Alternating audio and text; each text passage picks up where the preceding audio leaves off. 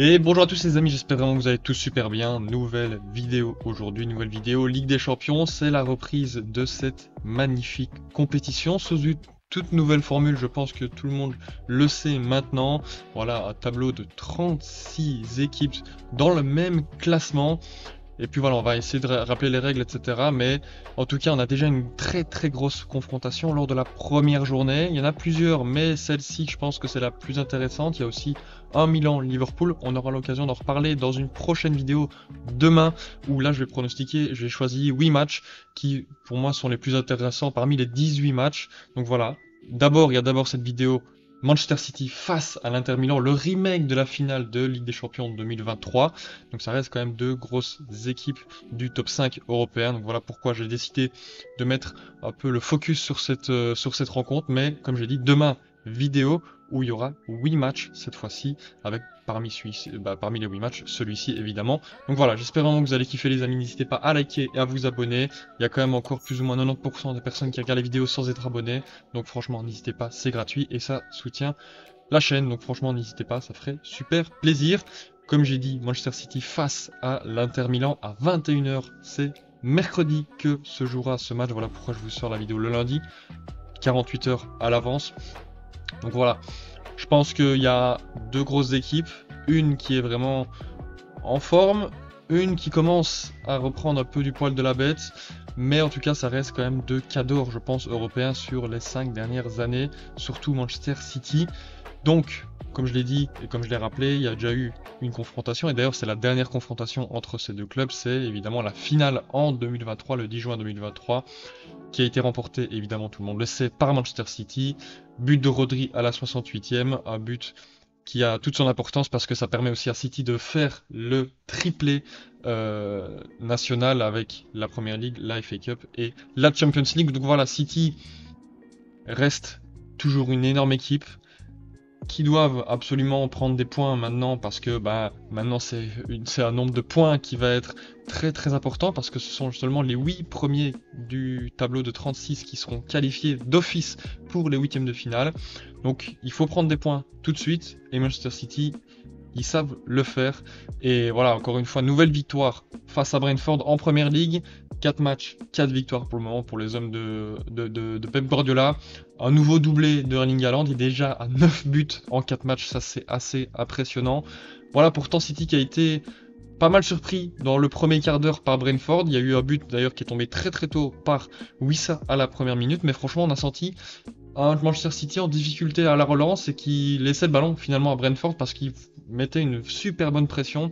Donc voilà, on peut, n'empêche, remarquer ça que City a beau être une équipe très sereine au ballon, mais elle peut être aussi bousculée si le pressing est bien mis et si l'intensité dès le début du match est très forte.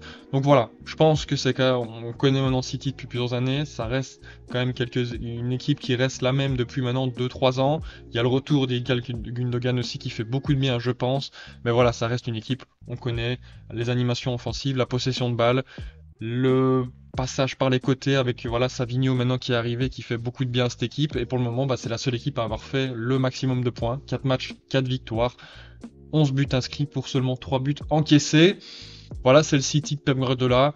Est-ce que cette fois-ci, Arsenal parviendra à tenir peut-être sa potentielle avance comme ils ne l'ont pas fait justement les dernières années. Maintenant, voilà, City, ça reste quand même une équipe extraordinaire.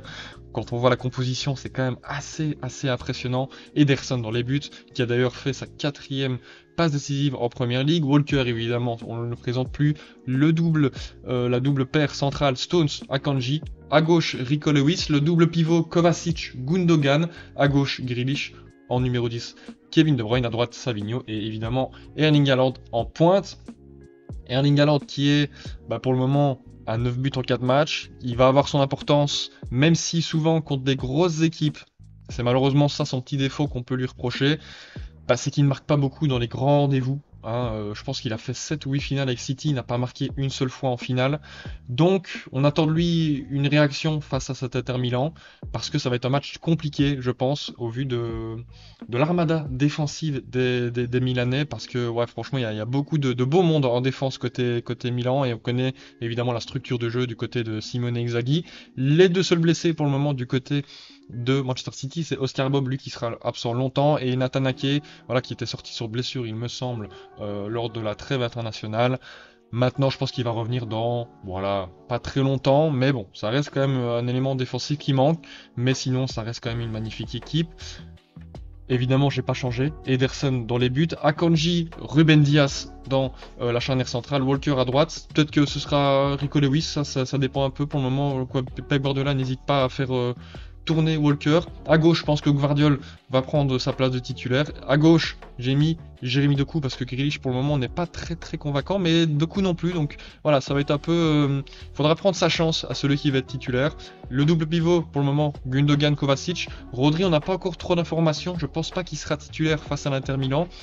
Donc je pense qu'il sera peut-être sur le banc s'il revient. De Bruyne évidemment en numéro 10, Haaland en pointe et Savigno à droite. Faut pas oublier qu'aussi il y a du Foden sur le banc qui va revenir. Du coup, il y aura du Grealish. Voilà, il y a du Matheus Nunes. Il y aura du beau monde. Donc, il va falloir faire le travail parce que, comme j'ai dit, tous les points vont être très importants dans cette phase de Ligue des Champions maintenant qui est toute nouvelle, ce tout nouveau format. Et l'Inter Milan aussi devra faire du gros travail s'ils veulent prendre leur premier point face à peut-être la meilleure équipe du monde sur le papier, Manchester City. Donc voilà, en plus l'Inter Milan ne s'est pas rassuré. Hier, ils ont seulement fait un match nul contre Monza, alors que bah, normalement sur le papier, c'est voilà, c'est le champion en titre. Mais ils ont été bousculés, ils ont même failli perdre ce match à l'extérieur. Heureusement qu'il y a Denzel Dumfries qui revient et qui met un but à la 88e en sortie de banc en plus. Donc ça va être toujours plaisir, je pense, pour l'entraîneur. Mais voilà, ils ont eu chaud, les interistes. Mais il y a quand même un homme qui fait beaucoup de bien, c'est évidemment Marcus Thuram qui a marqué déjà 4 buts en 4 matchs. Donc voilà, c'est un peu le petit match dans le match entre Haaland et Marcus Thuram. Évidemment, les profils ne sont pas les mêmes, mais en tout cas, les deux attaquants sont prolifiques en ce début de saison. Évidemment, bah ça fait toujours plaisir. Mais comme on voit quand même que là, sur ce match-ci, il y a eu un peu de mal à marquer des buts. 16 tirs, 2 cadrés seulement. Là, il y a cruel manque d'efficacité.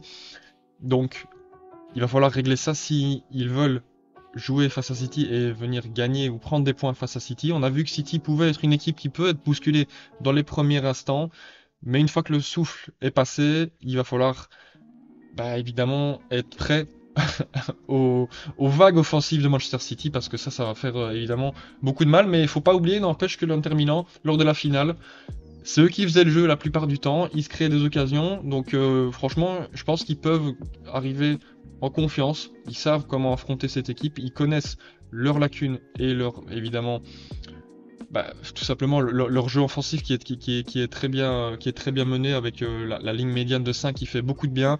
Et pour le moment, classement, ils sont pas si mal, deuxième avec 8 points, voilà, derrière Naples, mais il y a quand même, voilà, peut-être l'Udinese et les Las Verona, s'ils gagnent leur match, qui peuvent peut-être passer devant, tout simplement. Donc voilà, pour le moment, début timide de l'Inter Milan, mais toujours pas de défaite à noter, donc ça fait toujours plaisir, je pense, pour Simone Inzaghi. Voilà, la compo, on la connaît, ça fait 2-3 ans maintenant que c'est la même.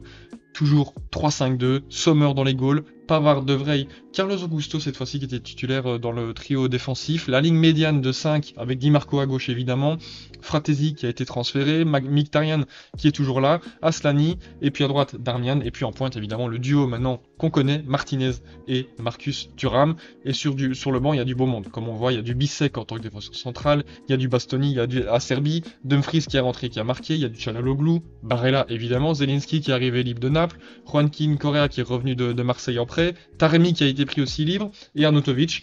Il y a quand même du bon monde pour faire rentrer, pour amener de la fraîcheur, donc franchement c'est quand même un beau 11. J'ai fait quelques changements, il faut tenir compte aussi de la blessure de Buchanan sur le côté droit. Maintenant je pense qu'ils ont assez d'armes et assez de joueurs pour faire mal à cette équipe de City, mais ça va être compliqué, comme on le sait, City c'est très fort. En tout cas au niveau de la défense, j'ai quand même remis Bastoni parce que c'est quelqu'un qui a fait une très bonne saison la saison dernière. Pour le moment il y a un petit roulement défensif, maintenant je pense que ce sera lui quand même titulaire, avec Pavard, on connaît aussi son expérience, avec De Vrij également. C'est un trio trio défensif avec de l'expérience, avec aussi de la qualité balle au pied, donc ça va être plus facile pour relancer. Et puis la ligne médiane de 5, Di Marco à gauche, Dumfries à droite, je l'ai mis cette fois-ci parce que bah voilà, il va falloir beaucoup de solidité, je pense, pour contrer à Jérémy Doku. Le milieu avec Mkhitaryan, Çalhanoğlu, Barella, je pense que là on va retourner aux sources pour voilà, essayer d'empêcher au plus possible les incursions par l'axe de Manchester City. Et puis devant, évidemment, Martinez et Thuram qui vont devoir faire le job et devoir garder le ballon quand ils l'auront et jouer le plus juste possible, je pense. Donc voilà, les amis, maintenant c'est parti pour mon pronostic. D'abord les cotes, évidemment Manchester City qui est le grand favori de ce match à 1,53. Ils sont à domicile. Ils sont plutôt bien pour le moment en début de saison. Le nul est à 4,33 et l'Inter Milan à 6,25. C'est une énorme cote. Mais je pense quand même City devrait s'imposer.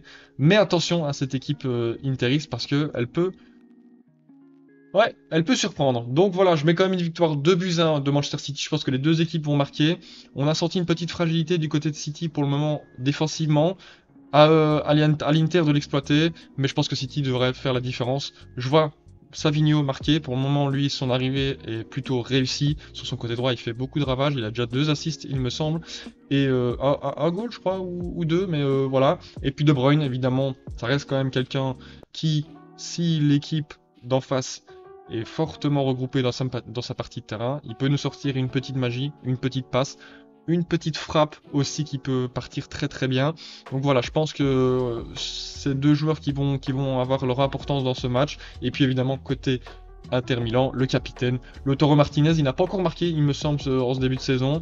C'est peut-être l'occasion de se lancer pour se donner confiance par la suite. Donc voilà, franchement, je pense que ça va être plutôt intéressant ce match, surtout qu'en plus, après ce match, Manchester City joue contre Arsenal en Première Ligue et que l'Inter Milan joue après contre l'AC Milan, le derby de la Madonnina.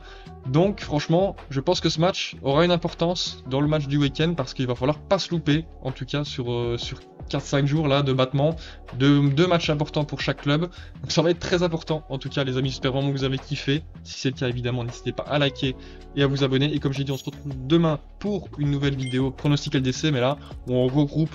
Je pense j'ai mis 8 matchs voilà, sur les 18. J'espère vraiment que vous allez kiffer. Et puis, je vous dis, du coup, à demain. C'était Belcher les amis. Ciao, ciao.